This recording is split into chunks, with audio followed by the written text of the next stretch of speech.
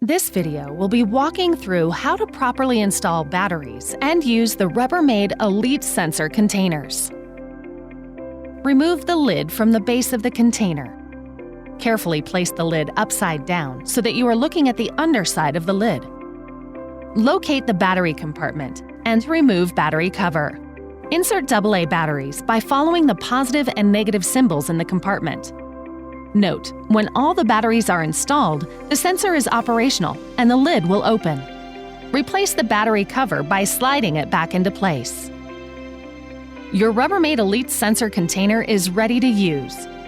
In case of spills, remove the batteries and dry thoroughly before use. To open the container, wave your hand over the sensor and the lid will open. The blue lights will come on and will turn off as lid prepares to close.